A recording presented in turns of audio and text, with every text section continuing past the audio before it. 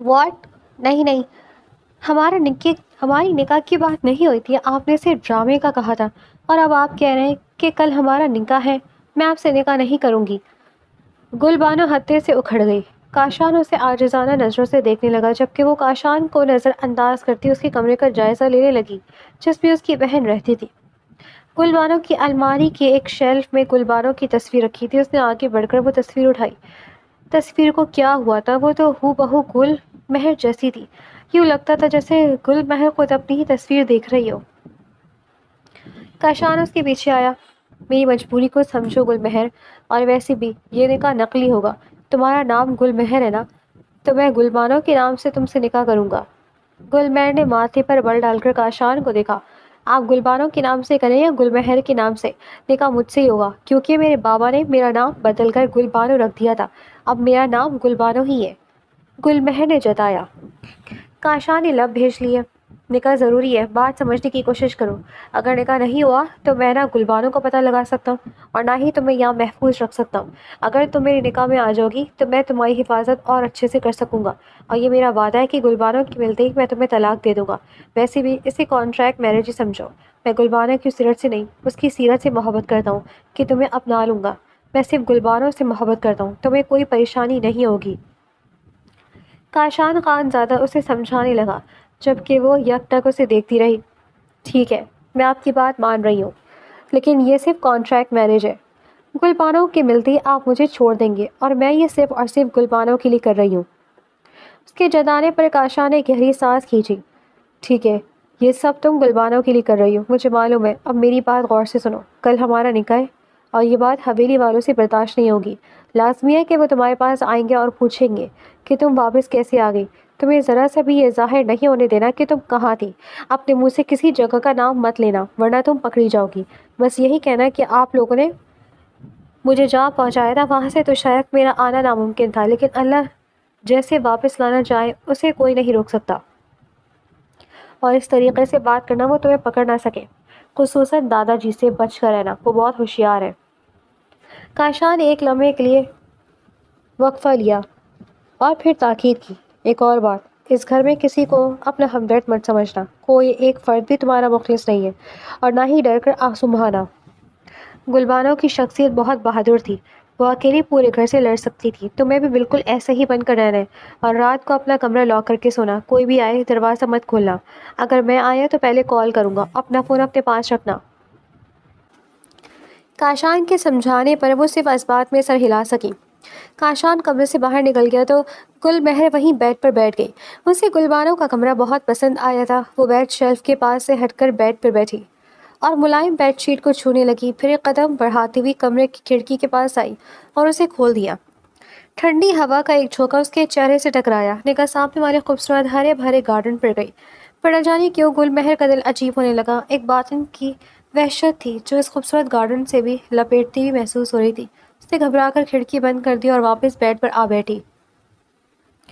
ایک عالیشان امیر گھر، اور یہاں رہنے والوں کے دل اتنے چھوٹے۔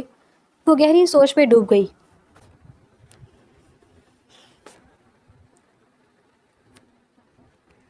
یہ کیا ہے ابا جی؟ مجھے تو کچھ سمجھ میں نہیں آ رہا۔ گل بانو واپس کیسے آ سکتی ہے؟ دادا جان کے کمرے میں چچا جان پریشانی سے ٹہل رہے تھے۔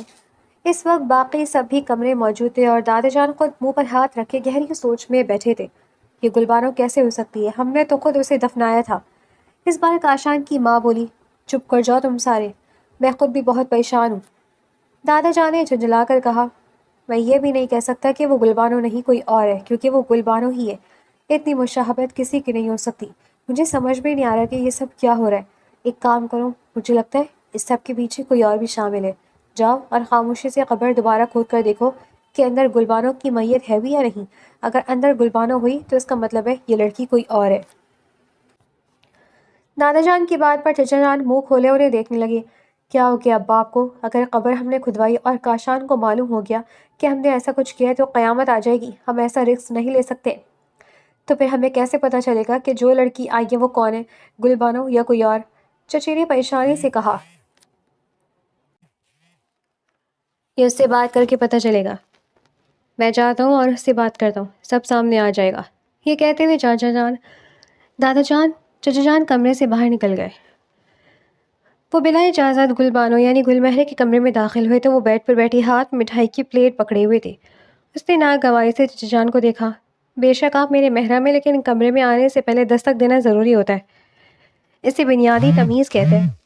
چچا جان نے اس کی بات کو نظر انداز کرتے ہوئے غصے سے آگے بڑھ کر اس کا بازو پکڑا اور اسے کھڑا کر دیا۔ گل مہر کے ہاتھ سے مٹھائی کی پلیٹ گرتے گرتے بچی۔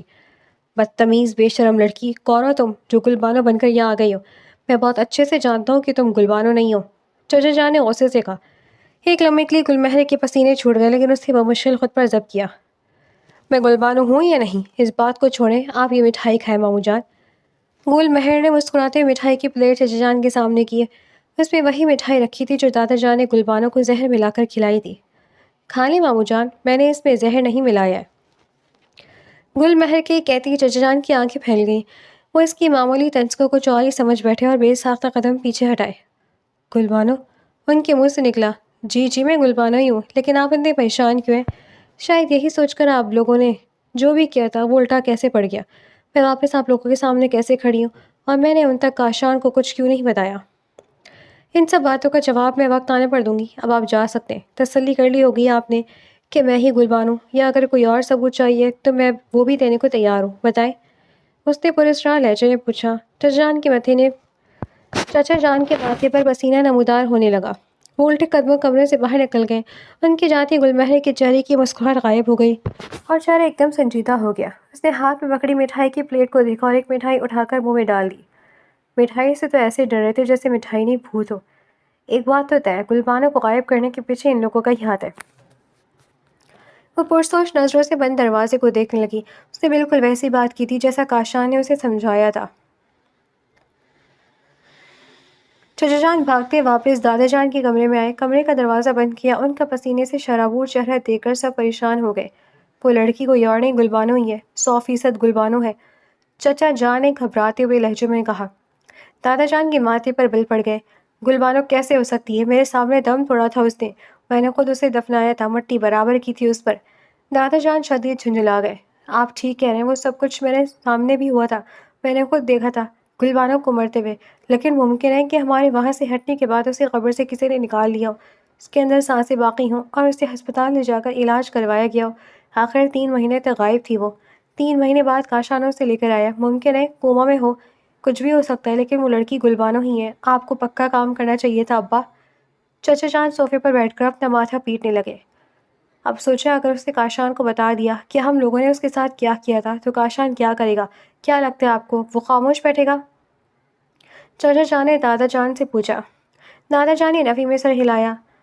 کاشان کو کچھ پتہ نہیں چلنا چاہیے، پتہ نہیں اس زہر کی بات سے بھی وہ کیسے بچ گئی، جبکہ میں نے جس سے زہر منگوایا تھا اس نے کہا تھا کہ 5 منٹ میں سانسیں رک جائیں گی، اور جہاں تک مجھے یاد ہے گل بانو ایڑیاں رگڑ رگڑ کر مری تھی، اس کی آنکھیں میں نے خود اپنے ہاتھوں سے بند کی تھی۔ ایسا کیسے ممکن ہے؟ تو میں ایک بار پھر قبر کشائی کروا کر دیکھوں؟ چچا جان نے پریشانی سے پوچھا۔ قبر کشائی نہیں ہو سکتی، اب بات باہر چلی جائے گی، اگر کسی کو خبر ہوئی۔ بس اس ٹاپک کو یہیں بند کرو، پہلے بھی ایک بار گل بانو کو راستے سے ہٹایا تھا، اب کی بار بھی ہٹا دیں گے، اس میں کوئی مسئلے کی بات نہیں ہے، بس تھوڑا صبر سے کام لینا پڑے گا۔ دادا جان نے کہا تھا۔ صبر سے کیسے کام لے؟ کل کاشان اس لڑکی سے نکاح کرنے کا بول رہا ہے، میں اس لڑکی کو کسی صورت اپنی بہو نہیں بناؤں گی، میری بہو سے فریحہ بنے گی، کاشان کی ماں نے بے صبری سے کہا، اور چچی جان بھی ان کی ہاں میں ہاں ملانے لگی۔ چچا جان نے غرا کر دونوں کو خاموش کروایا۔ کر رہا ہے نکاح تو کرنے دے، زیادہ دن نہیں جی سکے گی اس کے ساتھ، تھوڑا حوصلہ اور صبر رکھے۔ یہ کہتے ہوئے چچا جان کمرے سے نکل گئے۔ دادا جان نے پریشانی سے اپنی دونوں بہوؤں کو باہر جانے کا اشارہ کیا تو وہ دونوں بھی چپ چاپ کمرے سے باہر نکل گئیں۔ رات کو جب گل مہر کچن میں داخل ہوئی تو چچی جان وہاں پہلے سے ہی موجود تھی۔ گل مہر کو اپنی طرف بڑھتا دیکھ کر چچی جان نے اس کا راستہ روکا۔ تم تو بہت کوئی آسیب چڑیل نکلی ہو، پیچھا ہی نہیں چھوڑی، ہمارا اللہ اللہ کر کے جان چھوڑی تھی، تم پھر ہمارے سروں پر آ گئی ہو۔ لازمی نہیں ہے گل بانو کہ تم ہر بار بچ جاؤ، خود پر رحم کرو اور دفع ہو جاؤ ہمارے گھر سے، چچی جان نے نفرت سے کہا۔ گل مہر ہنس پڑی۔ میں دفع ہو جاؤں؟ آپ کو پتہ ہے اگر میں نے اپنی زبان کھولی تو آپ لوگوں کے ساتھ کیا ہوگا؟ دادا جان نے میرے ساتھ جو بھی کیا اس میں ان کے ساتھ آپ سب لوگ بھی شامل تھے نا، وہ اکیلے نہیں تھے، میں سب جانتی ہوں۔ گل مہر نے سنجیدگی سے کہتے ہوئے چچی جان کی طرف قدم بڑھائے تو چچی جان بے ساختہ اپنے قدم پیچھے ہٹانے لگی، ان کی ہوائیں اڑ گئی۔ بتا دوں میں کاشان کو، بلکہ کاشان کو چھوڑیں، میں ڈائریکٹ پولیس کے پاس جاؤں گی، سارا ظلم بتاؤں گی، پھر پولیس آپ لوگوں کے ساتھ کیا کرے گی؟ گل مہر اسے سنگین نتائج کا احساس دلانے لگی۔ چچی جان کا چہرہ زرد پڑ گیا۔ کچھ بھی نہیں کیا ہم نے تمہارے ساتھ، تم جھوٹ بول رہی ہو، ہم نے تمہارے ساتھ کچھ نہیں کیا، بلکہ جس دن تمہارے ساتھ سب کچھ ہوا میں گھر پر تھی بھی نہیں۔ چچی جان ہڑبڑا کر بولی اور تیزی سے کچن سے باہر نکل گئی۔ گل مہر وہاں ساکت کھڑی رہ گئی، دل زور سے دھڑکا، اس کا مطلب سچ میں کچھ ہوا تھا گل بانو کے ساتھ، کچھ بہت برا ہوا تھا۔ کہاں چھپایا تھا ان لوگوں نے گل بانو کو؟ وہ سوچ میں پڑ گئی۔ پوری رات جیسے تیسے اس نے کاٹی، دل عجیب سی وحشت میں گھرا ہوا تھا، کیونکہ اگلے دن اس کا کاشان سے نکاح تھا۔ بے شک یہ ایک فرضی اور کانٹریکٹ نکاح تھا، لیکن نکاح تو نکاح ہوتا ہے۔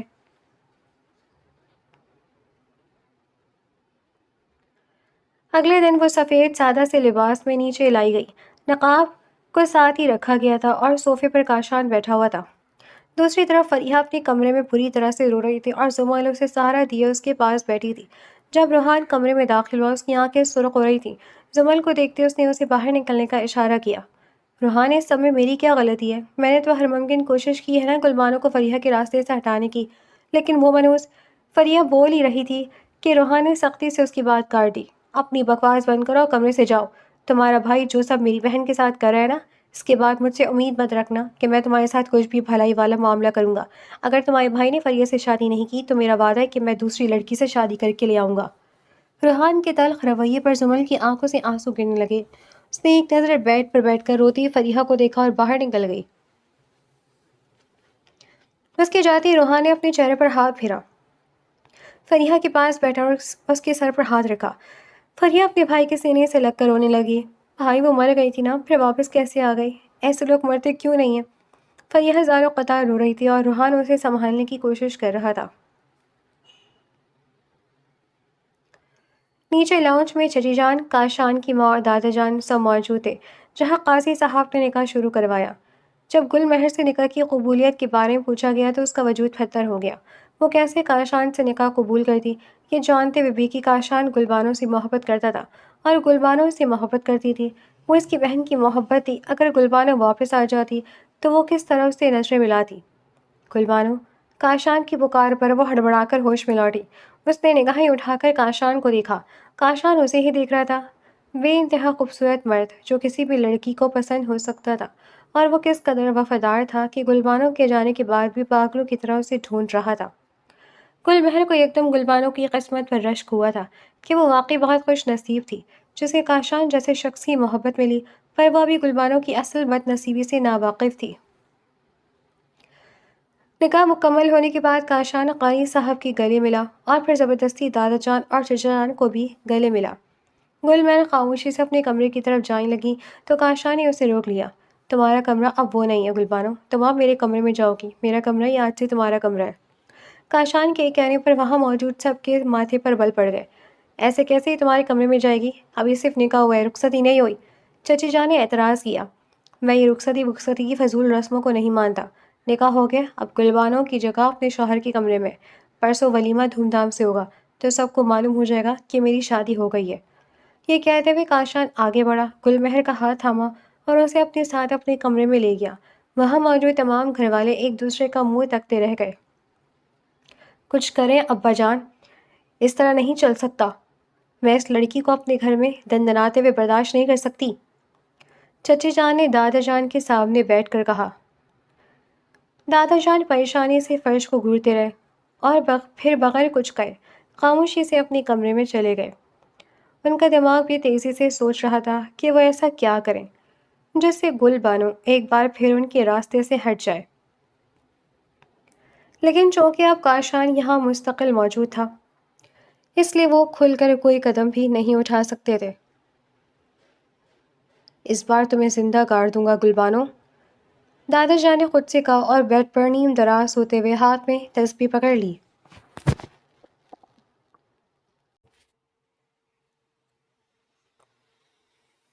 شام کو کاشان کمرے میں آئے تو گل مہر کھڑکی کے پاس کھڑی باہر دیکھ رہی تھی۔ آہٹ پر وہ پیچھے مڑی۔ کاشان اپنا کوٹ اتار کر وارڈروب میں ہینگ کر رہا تھا۔ آپ کا شک بالکل ٹھیک ہے، گلبانو خود کہیں نہیں گئی، ان لوگوں نے ہی اسے کہیں غائب کیا ہے۔ اس کی آواز پر کاشان ٹھٹکا اور پلٹ کر اسے دیکھا۔ اس کی آواز پر کاشان ٹھٹکا اور پلٹ کر اسے دیکھا۔ تم اتنے یقین سے کیسے کہہ سکتی ہو؟ کیا کسی نے تم سے کچھ کہا ہے؟ کاشان نے پوچھا۔ کسی نے کچھ کہا نہیں، لیکن دادا جان مجھ سے پوچھ رہے تھے کہ میں کون ہوں۔ وہ کہہ رہے تھے کہ میں گلبانو نہیں ہو سکتی۔ ان کو اتنا یقین کیسے ہے کہ میں گلبانو نہیں ہو سکتی؟ اور پھر چچی کہی تھی کہ جس دن تمہارے ساتھ جو سب کچھ ہوا اس دن میں گھر پر نہیں تھی۔ اس کا مطلب ہے اس گھر میں گلبانو کے ساتھ کچھ ہوا تھا۔ گل بہر کی بات سن کر کاشان کے ماتھے پر بل پڑے۔ شک تو اسے بھی یہی تھا، لیکن وہ کسی حتمی نتیجے پر نہیں پہنچ پا رہا تھا۔ بس تمہیں ایسے ہی بن کر رہنا ہے، حقیقت خود بخود سامنے آ جائے گی۔ یہ کہہ کر کاشان مڑنے لگا، لیکن گل مہر کی آواز پر رک گیا۔ آپ تھک گئی ہوں گی، آپ کے لیے چائے لے آؤں؟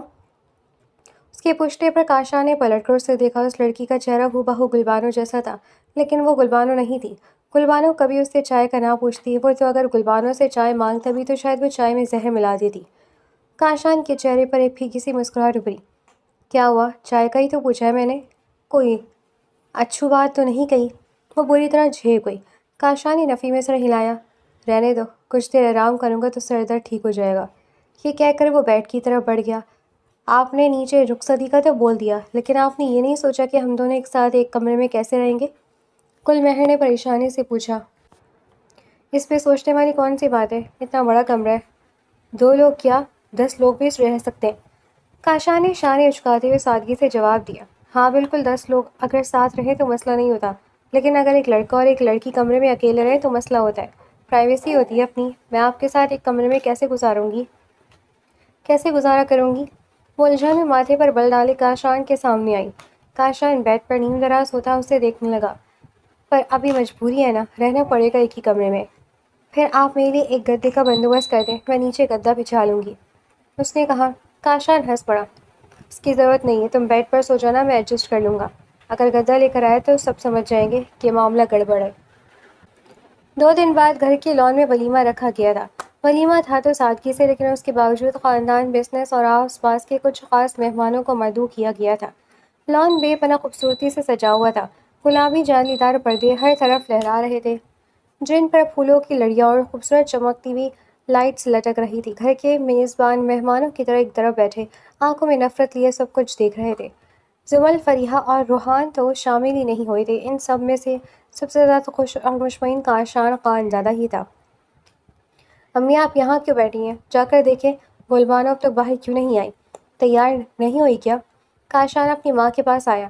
اس کی ماں نے غصے سے اسے دیکھا۔ سوچنا ہی مت کاشان، اس لڑکی کو میں بہو قبول نہیں کرتی۔ کاشان نے اپنی ماں کی بات پر گہری سانس کھینچی۔ ٹھیک ہے، میں خود جا کر دیکھ لیتا ہوں۔ میرے ہوتے ہوئے ویسے بھی گلبانو کو کسی تیسرے کی ضرورت نہیں ہے۔ یہ کہتے ہوئے وہ وہاں سے چلا گیا، جبکہ اس کی ماں سر تپا سلگ کر رہ گئی۔ وہ کمرے کے باہر کھڑا ہوا دروازے پر دستک دی۔ کون ہے؟ آ جاؤ، اندر سے آواز آئی۔ کاشان اندر داخل ہوا۔ نگاہ اوپر اٹھائی تو اپنی جگہ ساکت رہ گیا۔ آئس گرے کلر کی پنمل سی میکسی میں بالوں کو کرل کر کے کمر پر چھڑا ہوا تھا، اور کچھ لٹیں چہرے پر جھول رہی تھی۔ ہلکے میک اپ اور بالکل ہلکی سی جیولری میں وہ ڈزنی لینڈ کی شہزادی لگ رہی تھی۔ کاشان بے اختیار اس کے قریب گیا۔ وہ بھول گیا تھا کہ سامنے کھڑی لڑکی اس کی گلبانو نہیں تھی، جبکہ وہ کاشان کی اس قدر والہانہ نظروں سے گھبرا کر ادھر ادھر دیکھنے لگی۔ جب کاشان اس کے بالکل مقابل آیا تو وہ بے اختیار ایک قدم پیچھے ہوئی، لیکن کاشان کے قدم نہیں رکے۔ وہ ڈریسنگ میرر سے جا ٹکرائی اور آنکھیں پھاڑے کاشان کو دیکھنے لگی، جبکہ کاشان نے اس کے دونوں ہاتھ اپنے ہاتھوں میں تھام لیے۔ بہت خوبصورت لگ رہی ہو، میں نے آج تک اتنی خوبصورت دلہن نہیں دیکھی۔ یہ کہتے ہوئے کاشان نے اس کے چہرے پر جھولتی لٹ کو کان کے پیچھے کیا۔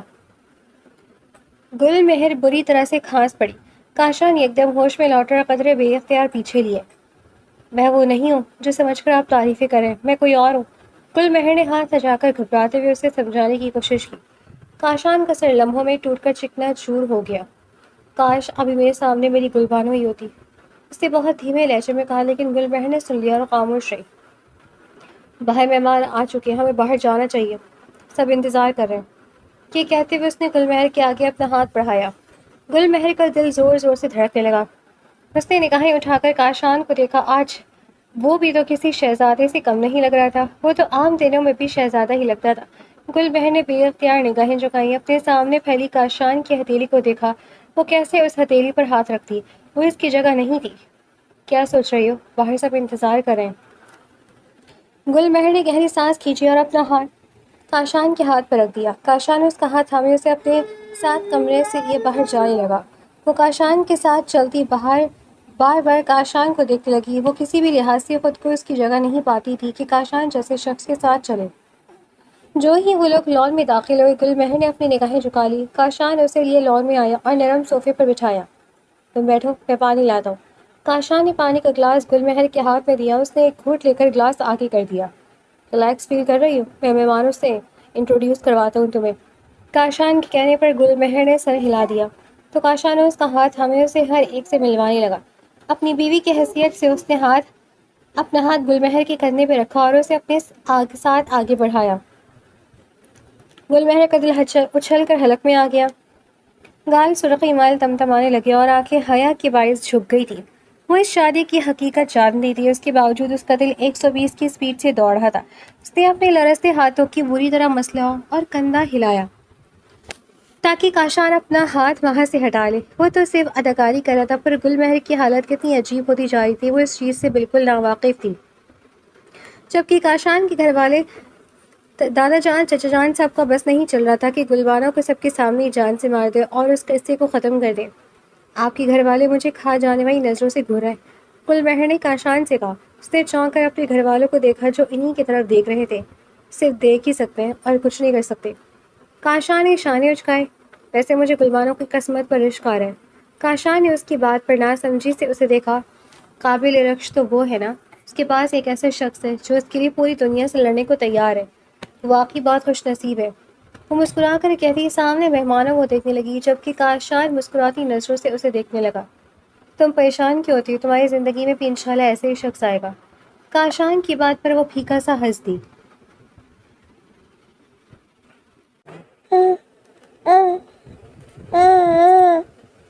شام کو گیدرنگ ختم ہوئی تو گل مہر اپنے کمرے میں آ گئی۔ کاشان کسی ضروری کام سے باہر چلا گیا تھا۔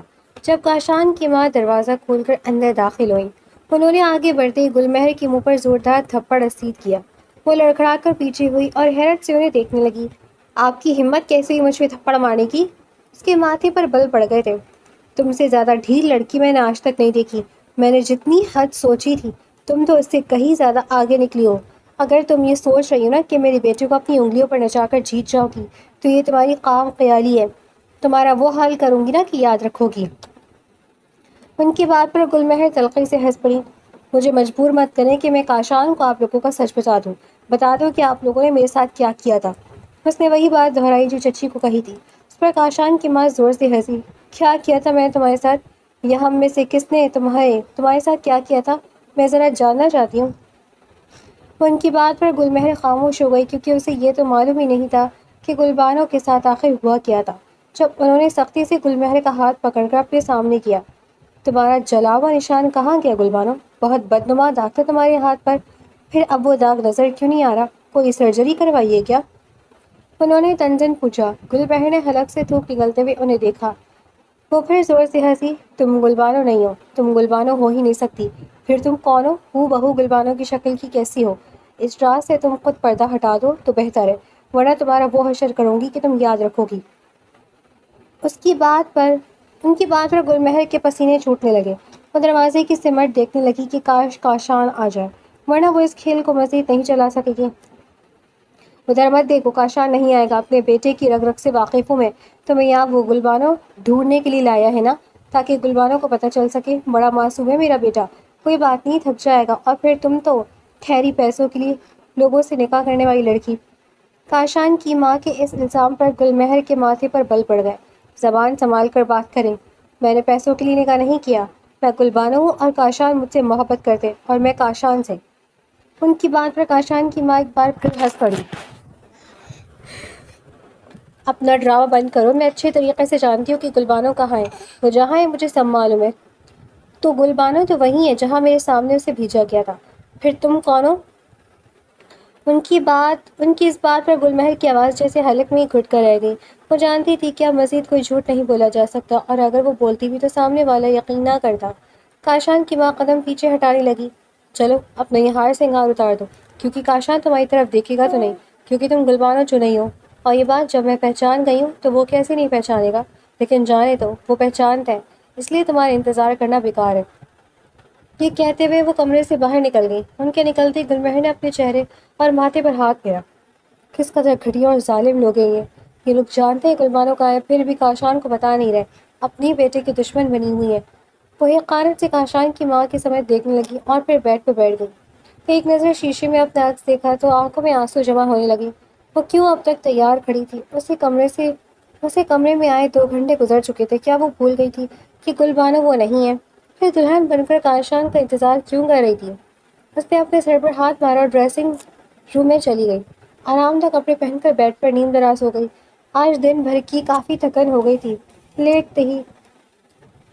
لیٹتے ہی کم نیند اس پر سوار ہو گئی، اسے اندازہ ہی نہ ہو۔ دوسری طرف دادا جان کے کمرے میں اطمینان کا ماحول تھا۔ یہ حقیقت کھل چکی تھی کہ جو لڑکی آئی تھی وہ گلبانو نہیں کوئی اور تھی، اور اس راز کی طرف چچی نے ہی توجہ دلائی تھی کیونکہ انہوں نے گلبانو کے ہاتھ کا نشان غور سے دیکھا تھا۔ اس کی شکل دیکھنے والی تھی، اور اب جب کاشان کو یہ سب پتہ چلے گا تو اس کے ارادے بھی دم توڑ دیں گے۔ وہ مجبور ہو جائے گا ہماری بات ماننے پر۔ کاشان کی ماں نے چائے کا کپ لبوں سے لگاتے ہوئے سکون سے کہا۔ چچی بھی مونگ پھلی کھاتے ہوئے ہاں میں ہاں ملانے لگی۔ دادا جان مسکراتے ہوئے تسبیح پڑھ رہے تھے۔ یہ خوشخبری زمل اور فریحہ کو بھی مل چکی تھی۔ وہ دونوں جو 2 دن سے ماتم کر رہی تھی اب واپس پہلے کی طرح پرامید ہو گئی تھی۔ کچھ گھنٹوں بعد کاشان کمرے میں آئے تو بیڈ پر گلمہر گہری نیند سو رہی تھی۔ وہ آرام دہ کپڑے پہن کر صوفے پر نیند دراز ہو گیا اور کھڑکی سے باہر آسمان کو دیکھنے لگا۔ پھر اس کی نظر بیڈ پر سوتی گلمہر پر پڑی۔ کتنی ہی دیر وہ اسے دیکھتا رہا اور دیکھتا ہی رہا، اور دل نہ بھرا۔ دل کیا کہ اس کے قریب جائے، اس کے بالوں کو، اس کے چہرے کو چھوئے۔ کتنا انتظار کیا تھا اس نے، کتنی حسرت تھی اسے گلبانو کو اپنے کمرے میں اپنی بیوی کی حیثیت سے دیکھنے کی۔ اب گلبانو کی ہم شکل تو اس کے کمرے میں تھی، لیکن وہ اس پر کوئی اختیار نہیں رکھتا تھا۔ ایک گہری سانس لیتے ہوئے اس نے آنکھیں بند کی اور بازو آنکھوں پر رکھ کر لیٹ گیا۔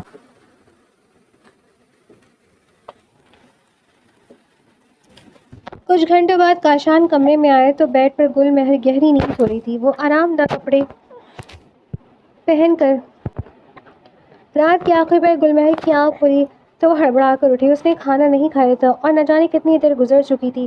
گھڑی میں وقت دیکھا تو رات کے 3 بج رہے تھے۔ اسے اپنی نیند پر حیرت ہوئی۔ نکل سامنے صوفے پر پڑی تو کاشان گہری نیند سو رہا تھا۔ وہ کاشان کو دیکھتی رہ گئی۔ کس قدر دلکش اور باوقار شخصیت تھی اس شخص کی۔ دیکھتے دیکھتے نہ جانے کتنا وقت گزر گیا۔ پھر اس نے اپنا ذہن بری طرح جھٹکا۔ صرف 2 دن ہوئے کاشان سے ملتے ہوئے، اور ان 2 دنوں میں مجھے وہ شخص اتنا اپنا سا کیوں لگنے لگا ہے؟ میں یہ سب کیا سوچ رہی ہوں؟ گلبانو کے ملنے کے بعد وہ مجھے طلاق دے دیں گے۔ اس نے خود کو باور کروایا، اور اگر گلبانو کبھی واپس نہ آئی تو؟ دل میں ایک مہم سا سوال ابھرا۔ اس نے فوراً استغفار کرتے ہوئے ہاتھ کانوں کو لگائے کہ میں کیا سوچ رہی ہوں۔ انشاءاللہ گلبانو ملے گی اور جلد ملے گی۔ کاشان گلبانو کے نصیب کا مرد ہے۔ میرے نصیب میں اللہ نے کسی اور کو لکھا ہے، میں ایسا سوچ بھی کیسے سکتی ہوں؟ اس نے خود کو بری طرح سے ڈانٹا۔ مجھے کاشان کو بتانا پڑے گا کہ اس کے گھر والوں کو سب کچھ معلوم ہے۔ اس ڈرامے کا کوئی فائدہ نہیں ہے۔ کیا کروں؟ ابھی اٹھا دوں؟ اس نے سوچا، پھر کاشان کے آرام کا خیال کر کے بیڈ کی پشت سے ٹیک لگا کر بیٹھ گئی۔ اس نے کاشان کو صبح سب کچھ بتانے کا فیصلہ کیا۔ پھر بھوک ستانے لگی تو وہ کمرے سے باہر نکل آئی۔ اسے کچن میں جانا تھا، لیکن اب جھجک محسوس ہو رہی تھی کیونکہ اگر وہ کسی سے ٹکراتی تو گلبانو بن کر اکڑ کر بات نہیں کر سکتی تھی۔ پھر ایک خیال ذہن میں آیا، گلبانو نہ صحیح پر وہ کاشان کی نکاح میں اس کی بیوی تو تھی، تو کسی کی کیا مجال تھی جو اس سے الجھتا؟ یہ سوچتے ہی وہ مطمئن ہو کر کچن کی طرف بڑھ گئی۔ کچن سے کھٹ پٹ کی آواز آئی تھی۔ وہ اندر داخل ہوئی تو ایک ملازم کھڑا تھا۔ وہ ملازم سرسری سا پلٹا، لیکن پھر اس کی آنکھیں پھیل گئیں۔ وہ اپنے سامنے گلبانو کو دیکھ رہا تھا۔ گلبانو؟ اس کے منہ سے بے ساختہ نکلا۔ گلمہر آبرو سمیٹے اسے دیکھنے لگی، جیسے اسے پہچاننے کی کوشش کر رہی ہو، جبکہ اس شخص کی حالت غیر ہونے لگی تھی۔ ہاتھ کانپنے لگے تو اور چہرہ پسینے سے شرابور ہو گیا۔ گلمہر اس کی جانب بڑھی تاکہ اس کی بگڑتی حالت کی وجہ جان سکے، لیکن وہ خوف سے مزید پیچھے ہٹ گیا۔ بھوت بھوت! وہ بری طرح کپکپانے لگا۔ وہ دادا جان کا خاص ملازم تھا جس نے اپنے ہاتھوں سے گلبانو کی میت کو مٹی میں دبایا تھا۔ وہ مردہ گلبانو کو اپنے سامنے زندہ دیکھ کر حواس کھو بیٹھا تھا۔ یقیناً یہ گلبانو نہیں، اس کی روح تھی جو بدلہ لینے آئی تھی۔ میں نے تمہیں نہیں مارا، میں نے تمہیں نہیں مارا۔ وہ بری طرح رونے لگا۔ میں نے صرف سائی جی کا کہا مانا تھا، میں نے تمہیں نہیں مارا۔ یہ کہتے ہوئے وہ کانوں پر ہاتھ رکھ کے زمین پر بیٹھ گیا۔ گلمہر کے سر پر گویا آسمان ٹوٹ پڑا۔ بے ساختہ اس کے قدم پیچھے ہٹنے لگے اور آنکھوں میں آنسو بھر آئے۔ وہ تیزی سے بھاگتی ہوئی اپنے کمرے میں گئی اور اندر سے دروازہ بند کر لیا۔ سامنے کاشانہ بھی گہری نیند سو رہا تھا۔ اس نے اپنے منہ پر ہاتھ رکھ کر اپنی سسکیاں دبانی چاہی۔ وہ ملازم اسے بھوت سمجھ رہا تھا اور کہہ رہا تھا کہ اس نے نہیں مارا۔ اس ملازم کی بات نے یہ واضح کر دیا تھا کہ گلبانو ماری جا چکی ہے۔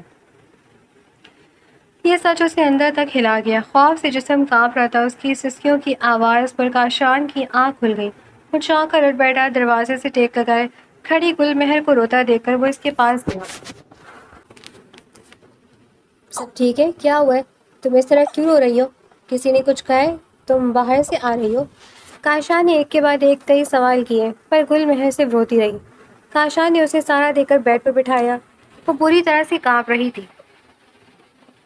کاشان نے پانی کا گلاس اس کے لبوں سے لگایا لیکن اس نے ہاتھ سے پرے کر دیا۔ وہ کاشان کو سہمی ہوئی نظروں سے دیکھنے لگی۔ کیا ہوا ہے گلبانو؟ مجھے بتاؤ، کاشان نے پوچھا۔ آپ کی امی، وہ جانتی ہے کہ میں گلبانو نہیں ہوں، کوئی اور ہوں، گلبانو بننے کا ڈرامہ کر رہی ہوں۔ انہوں نے میرے ہاتھ پر وہ نشان نہ پا کر سب جان لیا۔ اس کے بعد کاشان نے گہری سانس لی۔ ٹھیک ہے، اس میں تمہاری کیا غلطی ہے؟ اتنا کیوں رو رہی ہو اتنی سی بات پر؟ کاشان نے اسے سمجھانا چاہا۔ کاشان، وہ جانتی ہے کہ گلبانو کہاں ہے؟ انہوں نے کہا کہ وہ جانتی ہیں انہوں نے گلبانو کو کہاں بھیجا ہے۔ اب کی بار کاشان کی باتیں پر بل پڑے۔ اندازہ تو مجھے بھی ہے کہ ہم سب جانتی، امی سب جانتی ہیں، صرف گلبانو سے نفرت میں کچھ بتا نہیں رہی۔ کاشان نے افسوس سے کہا۔ جب اس نے زور سے ہچکی لی تو کاشان اسے گہری سانس بھر کر دیکھنے لگا۔ رونا تو بند کرو، اس میں رونے والی کون سی بات ہے؟ کاشان نے اکتائے ہوئے لہجے میں کہا۔ لیکن آپ کو اس بات کا اندازہ نہیں ہے، آپ کو معلوم نہیں کہ گلبانو مر چکی ہے۔ اب کی بار شدید جھٹکا کاشان کو لگا تھا۔ ماتھے پر بل پڑے، چہرے پر غصے کے تاثرات پھیل گئے اور چہرہ بالکل ساکت اور سخت ہو گیا۔ تم جانتی ہو تم کیا کہہ رہی ہو؟ تم سے کس نے کہا ہے کہ وہ مر گئی؟ کاشان نے وحشت ناک لہجے میں پوچھا۔ تب گل مہر نے اسے کچن میں ہوئی تمام بات بتا دی۔ ملازم کا ڈرنا، اس کا اعتراف اور دادا جان کا نام لینا۔ وہ دادا جان کا خاص ملازم تھا جو 2 ماہ سے فصلوں کی کٹائی کے لیے گاؤں گیا ہوا تھا اور آج ہی واپس آیا تھا۔ کاشان اس سے بہت اچھے سے ملا تھا کیونکہ وہ ان کا پرانا ملازم تھا جس نے کاشان کے باپ کی بھی خدمت کی تھی۔ کاشان ایک دم اٹھ کھڑا ہوا تھا۔ اپنا ماتھا بری طرح ہاتھوں میں تھاما، ہاتھ شدت سے کانپنے لگے اور آنکھوں سے آنسو بہنے لگے۔ اس نے اپنے آنسو جھٹکے۔ یہ تم زیادہ سوچ رہی ہو، ممکن ہے بات کچھ اور ہو، گلبانو کو کچھ نہیں ہوا گا۔ یہ کہتے ہوئے وہ دیوانہ وار کمرے سے باہر نکل گیا۔ اس نے صداقت کو فون ملایا۔ کچھ ہی دیر میں صداقت اس کے حکم پر سامنے حاضر ہوا تو اس نے دادا جان کے خاص ملازمین کو اٹھانے اور انہیں کسی خفیہ اڈے پر لے جا کر سچ اگلوانے کا حکم دیا۔ صداقت فوراً کاشان خان زادہ کے حکم پر عمل کرتا وہاں سے نکل گیا۔ آدھی رات کو دادا جان اور چچا جان کے خاص ملازمین کو حویلی سے اٹھا کر وہ اپنے اڈے پر لے گیا۔ چند گھنٹوں کی مار پیٹ کے بعد اس جرم میں شامل ملازمین نے سب کچھ صداقت کے سامنے اگل دیا۔ صداقت کے لیے یہ بھی سچائی قبول کرنا بہت مشکل تھا۔ سر جھکائے فجر کے وقت وہ کاشان کے سامنے کھڑا تھا۔ کاشان سرخ نظروں سے اسے دیکھ رہا تھا۔ کہو صداقت، معلوم ہوا؟ کاشان نے پوچھا۔ صداقت کی آنکھ سے آنسو گرنے لگے۔ کاشان نے درد سے اپنی آنکھیں مینچ لیں اور اپنے ہاتھ کی مٹھی بنا کر اپنے دل کے مقام پر زور سے مارنے لگا۔ سائی جی، خود کو سنبھالیں۔ صداقت آگے بڑھنے لگا لیکن کاشان نے ہاتھ کے اشارے سے اسے وہیں روک دیا جہاں وہ تھا۔ جاؤ یہاں سے، کاشان نے مدھم آواز میں کہا پر صداقت وہیں کھڑا رہا۔ تب کاشان زور سے دھڑا۔ میں نے کہا جاؤ یہاں سے۔ صداقت فوراً وہاں سے چلا گیا۔ کاشان نے اپنے دونوں ہاتھ بالوں میں جکڑے اور اپنے سر گھٹنوں میں گرائے بری طرح سے بلک بلک کر رونے لگا۔ اس کی دردناک چیخیں سن کر باہر کھڑے گارڈز بھی دہل گئے۔ کمرے کی کھڑکی پر کھڑی گل مہر کاشان کو یوں بکھرتے اور بلکتے ہوئے دیکھ رہی تھی۔ اس کی اپنی آنکھوں سے بھی مسلسل آنسو بہہ رہے تھے۔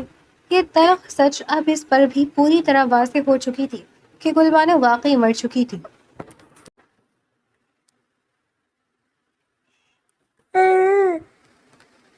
اگلے دن صبح چچا جان آفس کے جانے کے لیے گاڑی باہر نکالنے لگے تو کارز نے انہیں مرکزی دروازے پر ہی روک لیا۔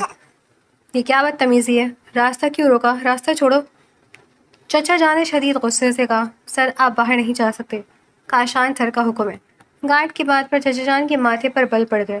تمہاری اتنی جرأت کہ میرا راستہ روکو؟ فوراً دروازہ کھولو اس سے پہلے کہ میں تمہارا منہ توڑ دوں۔ وہ غصے سے گارڈ کی جانب بڑھے۔ معذرت سر، ہم دروازہ نہیں کھول سکتے، کاشان سر کا سخت حکم ہے۔ وہ گارڈ کے ساتھ زبردستی کرنے لگے۔ لیکن پیچھے سے کاشان کی سرد آواز سن کر ٹھٹک گئے۔ گارڈ کے ساتھ زبردستی مت کیجیے گا، آپ اکیلے اور گارڈز کی تعداد 10 سے زیادہ ہے، اگر یہ آپ پر حاوی ہو گئے تو آپ بچیں گے نہیں۔ کاشان کی سرد آواز پر چچا جان کا چہرہ غصے سے اور ذلت سے سرخ ہو گیا۔ تمہاری اتنی مجال، یہ گارڈ مجھ پر ہاتھ اٹھائیں گے؟ ان گارڈز کی تو میں جان لے لوں گا۔ اور تم نے کیوں دروازہ بند کروایا؟ بھول گئے ہو میں کون ہوں؟ ساری تمیز کھو بیٹھے ہو کیا؟ وہ غصے سے چنگھاڑ رہے تھے۔ شور سن کر چچی اور اماں جان بھی باہر نکل آئیں۔ ابھی وہ کچھ سمجھ پاتی کہ حویلی کے باہر سے سائرن کی آوازیں سنائی دی اور اگلی لمحے گارڈ سے مرکزی دروازہ کھول دیا۔ پولیس کی بھاری نفری حویلی کے اندر داخل ہوئی۔ چچا جان حیرت سے پولیس کو دیکھنے لگے۔ یہ سب کیا ہے؟ پولیس کیوں آئی ہے؟ وہ پولیس کی جانب بڑھنے لگے، لیکن اگلے ہی لمحے 2 پولیس اہلکاروں نے آگے بڑھ کر انہیں دبوچ لیا۔ یہ کیا بدتمیزی ہے؟ میری گھر میں گھس کر مجھے پکڑ رہے ہو؟ تم لوگ جانتے نہیں ہو میں کون ہوں؟ اگر میں نے ایک فون گھمایا تو سب کی وردی اتر جائیں گی۔ چچا جان چیخنے لگے جب پولیس والے انہیں گھسیٹتے ہوئے اندر لے کر آئے۔ المعروف کاشان کے سامنے کر دی۔ یہ سب کیا ہو رہا ہے کاشان؟ تمہارا دماغ خراب ہو گیا؟ یہ کیا کر رہے ہو اپنے چچا کے ساتھ؟ کاشان کی ماں اس پر برسی، لیکن اگلی لمحے اس کی ماں کی سانسیں بھی جیسے سکتا کر گئی جب پولیس کی گاڑیوں سے 4-5 لیڈیز کانسٹیبلز بھی باہر نکلی۔ لیڈیز پولیس نے کاشان کی ماں اور چچی دونوں کو ہاتھوں میں ہتھکڑیاں پہنا دی۔ وہ دونوں شدید حیرت اور فکر سے کبھی پولیس والوں کو دیکھتی، کبھی کاشان کو دیکھنے لگتی۔ چیخ و پکار کی آوازوں پر دادا جان اور خاندان کے باقی تمام افراد بھی کمروں سے باہر نکل آئے۔ پولیس نے ایک ایک کر کے ان سب کو بھی ہتھکڑیاں لگانا شروع کر دی۔ دماغ خراب ہو گیا ہے کاشان تمہارا؟ اس عمر میں ابا جی کو بھی ہتھکڑی لگواؤ گے؟ تم پاگل ہو گئے ہو؟ یہ سب کیا کر رہے ہو؟ چچا جان کاشان پر چیخ رہے تھے، پر کاشان بت بنا خاموشی سے ان سب کو دیکھ رہا تھا۔ دوسری طرف کمرے کے دروازے سے پردہ ہٹا کر گلمہر نم آنکھوں سے یہ سارا منظر دیکھ رہی تھی۔ خاندان والے اب بھی اسے گلبانو ہی سمجھ رہے تھے۔ زمل، فریہ اور روحان کو بھی پولیس نے ہتھکڑیاں لگا دی تھی۔ یہ سب کیا ہو رہا ہے کاشان؟ کیا کر رہے ہو یہ سب؟ دادا جان نے سخت غصے سے پوچھا۔ کاشان نے ایک گہری سانس لی۔ آپ لوگوں نے فلم دیکھی تھی نا ایک؟ بس اب میں بھی ایک فلم آپ لوگوں کو دکھانا چاہتا ہوں۔ اس نے پولیس والوں کو اشارہ کیا اور خود بیک یارڈ پچھلے صحن کی طرف بڑھ گیا۔ پولیس والے باقی تمام افراد کو بھی گھسیٹتے ہوئے بیک یارڈ کی طرف لے آئے۔ سب کی سانسیں سینے میں اٹک گئی تھیں۔ کاشان کے اشارے پر ملازمین نے ایک مخصوص جگہ کو کھودنا شروع کروا دیا۔ اسی جگہ کو ایک بار پھر کھودتے دیکھ کر سارے گھر والوں کی ہوا خشک ہو گئی، یعنی کاشان سب سچ جان چکا تھا۔ کاشان چلتا ہوا دادا جان کے بالکل مقابل آ کر رک گیا۔ سب پتہ چل گیا دادا جان، صرف یہ پتہ نہیں چلا کہ آپ نے اسے مارا کیسے مارا تھا اسے؟ آپ نے قتل کرتے ہوئے آپ کے ہاتھ نہیں کانپے؟ کاشان نے انتہائی نفرت اور بے بسی سے پوچھا۔ دادا جان نے اپنی نظریں دوسری طرف پھیر لیں۔ کاشان کی آنکھوں سے مسلسل آنسو گرنے لگے۔ میں آپ کا خون آپ کی نسل نہیں ہو سکتا، اتنا گندا خون نہیں ہو سکتا میں۔ وہ بولا تو دادا جان غصے سے اسے دیکھنے لگے۔ گندا خون تم نہیں، وہ تھی گندا خون، اس لیے اسے مار دیا۔ میں اس گندے خون کو اپنی نسل میں شامل نہیں کر سکتا تھا۔ میں نہیں چاہتا تھا کہ اس عورت کا خون شامل ہو جس سے میری نسل آگے بڑھے، اس لیے مار دیا۔ ان کی اس گھناؤنی بات پر کاشان یکتک انہیں دیکھنے لگا۔ زہر دے کر مارا میں نے اسے، میرے سامنے ایڑیاں اور ہاتھ رگڑ رگڑ کے مری ہے وہ، دادا جان نے انتہائی فخریہ انداز سے بتایا۔ مجھے کوئی افسوس نہیں ہے، اگر تم مجھے پھانسی بھی کروا دو مجھے تب بھی کوئی افسوس نہیں ہوگا۔ یہ بات میرے سکون کے لیے کافی ہے کہ وہ گندا خون میری نسل میں شامل نہیں ہوا جس نے میری عزت پر بات کی تھی۔ دادا جان کی فخری آواز پر کاشان کا بس نہیں چل رہا تھا کہ وہ ان کی جان اپنے ہاتھوں سے لے لے۔ اس قدر سفاکی اور بے حسی تو درندوں میں نہیں ہوتی جیسے دادا جان نے گلبانو کے ساتھ کی تھی۔ کاشان دادا جان کے قریب ہوا اور ان کے دونوں کندھے اپنے مضبوط ہاتھوں میں جکڑ لیے۔ آپ کو ایک بات بتاؤں، وہ گندا خون آپ کے خون میں شامل ہو چکا ہے اور نسل در نسل جاری رکھے گا، کیونکہ جانتے ہیں جس لڑکی کو میں گلبانو بنا کر لایا ہوں وہ کون ہے؟ کاشان کی بات پر دادا جان کے ماتھے پر بل پڑے۔ کیا مطلب اس بات کا؟ دادا جان نے فوراً پوچھا۔ مطلب صاف ہے، جس لڑکی کو میں اپنے ساتھ گلبانو بنا کر لایا ہوں نا، وہ گلمہر ہے، منجی ہارون کی بیٹی، شہر بانو کی بیٹی، گلبانو کی سگی جڑواں بہن۔ یہ کہتے ہوئے کاشان تلخی سے مسکرانے لگا۔ دادا جان کا چہرہ لمحوں میں تاریک پڑنے لگا، رنگ زرد پڑ گیا۔ ہار تو آپ گئے دادا جان، پوری طرح ہار گئے۔ یہ کہتے ہوئے کاشان پیچھے ہٹا اور پولیس اہلکاروں نے کاشان کے اشارے پر تمام گھر والوں کو واپس گاڑیوں کی طرف گھسیٹنا شروع کر دیا۔ کاشان، تمہارا دماغ خراب ہو گیا ہے، اپنی ماں اور بہن کو پولیس کے حوالے کرو گے؟ تم پاگل ہو گئے ہو کاشان؟ کاشان کی ماں شدت سے چیخنے لگی، پر کاشان نے پیچھے مڑ کر کسی کو بھی نہیں دیکھا۔ جب قبر پوری طرح کھود دی گئی تو کاشان نے کپکپاتے قدموں سے آگے بڑھ کر اندر جھانکا اور فوراً ہی درد سے آنکھیں میچ لیں۔ مٹی کے اندر گلبانو نہیں تھی، گلبانو کی صرف باقیات ڈھانچہ تھی۔ وہ وہیں اپنے گھٹنوں کے بل گر گیا۔ پولیس افسر نے آگے بڑھ کر اس کے کندھے پر ہاتھ رکھا اور اسے حوصلہ دیا۔ کاشان نے اپنا چہرہ دونوں ہاتھوں میں چھپا لیا اور بری طرح رو دیا۔ وہ دھاڑے مار مار کر بچوں کی طرح بے لک اٹھا۔ کمرے کی کھڑکی پر کھڑی گلمہر بھی منہ پر ہاتھ رکھے تڑپ تڑپ کر رو رہی تھی۔ اس نے سنا تھا کہ دنیا والے بہت ظالم ہوتے ہیں جن کے ماں باپ نہ ہوں، ان بچوں کی زندگیاں اجڑ جاتی ہیں، لیکن آج حقیقی معنوں میں اس نے اپنی آنکھوں سے یہ ہولناک حقیقت دیکھ لی تھی۔ گلبانو کو اتنی بے دردی سے مارا گیا تھا، مٹی کے اندر باقیات کے ساتھ گلبانو کے کپڑے بھی موجود تھے، یعنی اس بے گناہ مظلوم لڑکی کو کفن اور غسل تک نہیں دیا گیا تھا۔ پولیس اہلکار گلبانو کے کنکال کو احتیاط سے ایک بیگ میں جمع کرنے لگے تاکہ فورنسک ٹیسٹ کے ذریعے یہ بھی چیک کیا جا سکے کہ مارنے سے پہلے آیا اس پر کوئی اور تشدد تو نہیں کیا گیا تھا۔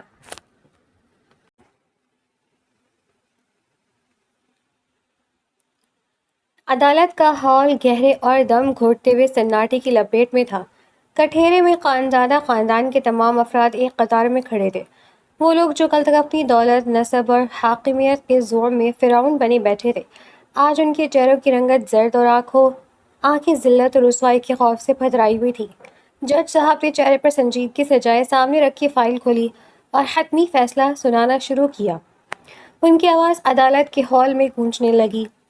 زیر نظر کیس، تمام تر فورنسک شواہد، ڈی این اے رپورٹس، گواہوں کے بیانات اور سردار حاکم خان اور ان کے ملازمین کے اعتراف جرم کے بعد اپنے منطقی انجام کو پہنچ چکا ہے۔ عدالتی فیصلے کے مطابق ملزم سردار حاکم خان کو گلبانو کے سنگ دلانہ بے دردی سے زہر دے کر قتل کرنے اور پیشگی منصوبہ بندی کے جرم میں تعزیرات پاکستان کے تحت سزائے موت سنائی جاتی ہے۔ ملزم تجمل خان اور ملازمین کو اس قتل کے جرم میں برابر کی معاونت، لاش کو بے حرمتی سے دفنانے اور شواہد مٹانے کی پاداش میں عمر قید کی سزا سنائی جاتی ہے۔ ملزمہ کاشان کی ماں اور چچی کو جرم کو جانتے ہوئے چھپانے اور قاتلوں کو تحفظ دینے اور گلبانو پر مظالم میں شریک ہونے کی پاداش میں 10 سال قید بامشقت کی سزا دی جاتی ہے، اور ملزمان جمل، فریحہ اور روحان کو اس ہولناک جرم کی پردہ پوشی اور معاونت کے جرم میں 5 سال قید کی سزا سنائی جاتی ہے۔ جج کا ہتھوڑا میز پر 3 بار بجا، ٹھک ٹھک ٹھک، اور اس کے ساتھ ہی خانزادہ خاندان کی انا اور غرور کا ہمیشہ کے لیے خاتمہ ہو گیا۔ عدالت کی لمبی ٹھنڈی راہداری میں جیسے ہی پولیس اہلکاروں ان تمام مجرموں کو ہتھکڑیوں میں جکڑ کر باہر لے کر نکلے، سامنے کاشان سیاہ سوٹ میں ملبوس اپنے ساتھ گلمہر کو لیے ایک چٹان کی طرح خاموش اور استوار کھڑا تھا۔ کاشان کو دیکھتے اس کی ماں اور چچی کے ضبط ٹوٹ گئے، وہ دونوں دھوڑے مار مار کر رو پڑیں۔ کاشان کی ماں اپنے ہتھکڑی لگے ہاتھوں کو جوڑتی ہوئی کاشان کے قدموں میں گرنے لگی۔ کاشان میرے بچے، ہمیں معاف کر دو، دیکھو تمہاری بہن جمل کتنی نازک ہے، یہ جیل کی کالی کوٹریاں اور صحبتیں نہیں برداشت کر سکتی۔ عورت ہے گھر کی، اپنی ماں پر، اپنی بہنوں پر رحم کرو کاشان، کیس واپس لے لے، ہمیں معاف کر دو بچے۔ چچی جان بھی زاروں قطار روتے ہوئے منتیں کرنے لگی۔ کاشان تیری ماں اور چچی ہیں ہم، گھر کی عورتوں کو تو معاف کر دو، زمل اور فریہ کی زندگی برباد ہو جائے گی کاشان، خدا کے لیے رحم کرو ہم پر۔ تجامل خان اور روحان بھی نظریں جھکائے اپنے غرور کو مٹی میں ملائے معافی کی بھیک مانگ رہے تھے، لیکن سردار ہاشم خان کے چہرے پر اب بھی ایک عجیب سا جمود اور پھترائی پن تھا۔ کاشان نے اپنے سرخ برفانی سرد آنکھوں سے باری باری ان تمام چہروں کو دیکھا، اس کے چہرے پر رحم یا جذبات کا سایہ تک نہ ابھرا۔ عورتیں؟ کاشان کی آواز میں ایسی کاٹ اور زہر تھا کہ تمام عورتوں کی ہچکیاں لمحوں میں سہم کر رک گئی۔ جب گلبانو تڑپ رہی تھی، جب وہ اس زہر کی تاپ نہ لا کر تڑپ تڑپ کر ایڑیاں رگڑ رہی تھی، تب کسی کو یاد نہیں آیا کہ وہ بھی اس گھر کی بیٹی تھی، وہ بھی ایک عورت تھی؟ اس پر رحم کیوں نہیں آیا آپ لوگوں کو؟ کاشان نے ایک قدم آگے بڑھایا اور اپنی ماں کی آنکھوں میں آنکھیں ڈال کر انتہائی درد اور نفرت سے بولا، آپ نے مجھے اندر سے جلا کر راکھ کر دیا ماں، آپ لوگوں نے اسے غسل اور کفن تک نہیں دیا، اسے مٹی میں گاڑ دیا۔ آج جو سزا آپ کو ملی ہے، یہ اس ظلم کے سامنے کچھ بھی نہیں ہے۔ کاشان خان زادہ کی لغت میں اب آپ لوگوں کے لیے معافی کا کوئی لفظ باقی نہیں رہا۔ یہ کہتی کاشان نے اپنا چہرہ دوسری طرف پھیر لیا۔ انسپکٹر، لے جائیے ان سب کو یہاں سے۔ کاشان کی دھاڑ پر پولیس اہلکار ہتھکڑیاں کھینچتے ہوئے ان سب کو گھسیٹ کر پولیس وین کی طرف لے گئے۔ جبکہ ان کی چیخ و پکار، آہو زاری اور معافی کی صدائیں عدالت کے دالان میں گونج کر دم توڑنے لگیں۔ کاشان نے خاموشی سے گل مہر کا لرزتا وہ ہاتھ اپنے مضبوط ہاتھ میں تھاما اور بغیر پیچھے مڑے آگے بڑھ گیا۔ عدالت کے حتمی فیصلے کو پورے ہونے کے 6 ماہ بیت چکے تھے۔ یہ 6 ماہ کاشان کے لیے کسی کھٹن اور روح فرسا امتحان سے کم نہیں تھے، لیکن اس نے گل مہر کی مدد، قانون اور تمام فورنسک شواہد کے ذریعے گل بانو کے قاتلوں کو ان کے انجام تک پہنچا ہی دیا تھا۔ حویلی کے تمام افراد کے جیل جانے کے بعد کاشان نے احترام اور سلیقے کے ساتھ گل مہر کو اس کی پھپھو کے گھر پہنچا دیا تاکہ وہ وہاں خود کو ذہنی طور پر پرسکون اور محفوظ محسوس کر سکے۔ اس دوران اس نے گل مہر پر کسی قسم کا کوئی دباؤ نہیں ڈالا تھا۔ آج کاشان ہاتھ میں مٹھائی کا بڑا سا ڈبہ لیے گل مہر کی پھپھو کے گھر کے باہر کھڑا تھا۔ دروازے پر دستک دی تو پھپھو نے مسکراتے ہوئے استقبال کیا اور اسے عزت سے اندر بٹھایا۔ کچھ ہی دیر میں گل مہر بھی سادگی سے وہاں آ کر بیٹھ گئی۔ کاشان نے مٹھائی کا ڈبہ میز پر رکھتے ہوئے گہری سانس لی اور گل مہر کو دیکھا۔ دونوں کی نظریں ملی تو ماضی کا پورا سفر آنکھوں کے سامنے گھوم گیا۔ یہ مٹھائی گل بانو کی روح کے سکون اور انصاف مکمل ہونے کی خوشی میں۔ کاشان کی آواز میں نرمی اور ٹھہراؤ تھا۔ 6 ماہ لگ گئے لیکن بالآخر گل بانو کے ساتھ ظلم کرنے والے اپنے انجام کو پہنچ گئے۔ پھپھو اور گل مہر نے خاموشی سے اس کی بات سنی۔ کاشان نے چند لمحوں کے لیے وقفہ لیا، پھر گل مہر کی جانب رخ کرتے ہوئے سنجیدگی سے بولا، گل مہر، میں جانتا ہوں کہ جن حالات میں تم میری زندگی میں آئی تھی وہ کتنے غیر معمولی اور دردناک تھے۔ گل بانو کی جگہ میری زندگی میں کوئی نہیں لے سکتا اور نہ ہی میں کبھی اس کی یاد کو خود سے جدا کر سکتا ہوں، پر یہ حقیقت بھی ہے کہ زندگی کبھی کسی کے جانے سے نہیں رکتی۔ اگر میں نے زندگی میں آگے بڑھنا ہوا تو شاید کوئی بھی لڑکی میری زندگی میں آ سکتی تھی، لیکن تم پہلی میرے نکاح میں ہو۔ یہ کہتے ہوئے کاشان نے اپنی نظریں گل مہر کے چہرے پر جمائیں۔ میں نے تمہاری زندگی کا اتنا بڑا فیصلہ تمہاری مرضی کے بغیر اس ڈرامے کا حصہ بنا کر کیا تھا، لیکن اب میں تم پر کوئی زبردستی نہیں کروں گا۔ میں یہ فیصلہ پوری طرح گل مہر پر چھوڑتا ہوں کہ وہ میرے ساتھ میری بیوی بن کر رہنا چاہتی ہے یا مجھ سے الگ ہو کر اپنی ایک الگ زندگی شروع کرنا چاہتی ہے۔ تم جو بھی فیصلہ کرو گی مجھے دل سے قبول ہوگا۔ کاشان کا لہجہ بالکل صاف اور کھرا تھا۔ طویل اور جذباتی خاموشی چھا گئی۔ پھپھو نے شفقت سے گل مہر کی طرف دیکھا جس کی آنکھوں میں نمی تیرنے لگی تھی۔ کاشان، اس کی آواز جذبات کی شدت سے کانپ رہی تھی، جب میں گل بانو بن کر اس حویلی میں آئی تھی تب میں آپ کو نہیں جانتی تھی، لیکن ان تمام طوفانوں میں نے آپ کا صبر، آپ کی سچائی، آپ کا انصاف اور گل بانو کے لیے آپ کا بے لوث عشق دیکھا ہے۔ اس نے اپنی آنکھوں سے گرنے والے آنسوں کو صاف کیا اور مسکرا دی۔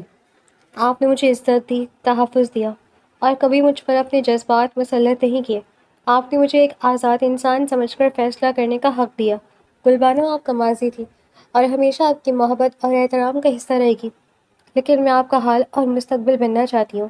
میں آپ سے الگ ہونا نہیں چاہتی کاشان، میں آپ کے ساتھ اپنی زندگی کی نئی شروعات کرنا چاہتی ہوں۔ گل مہر کا جواب سن کر کاشان کے چہرے پر ایک مدت بعد نرم مسکراہٹ ابھری۔ کاشان نے آگے بڑھ کر گل مہر کے سر پر شفقت اور محبت سے ہاتھ رکھا اور دوسری طرف سے پھپھو نے مسکراتے ہوئے ان دونوں پر سے صدقہ وارا۔ تکلیفوں اور دکھوں کی لمبی رات ڈھل چکی تھی اور ان کی زندگی میں امید اور محبت کی ایک نئی روشن صبح کا آغاز ہو چکا تھا۔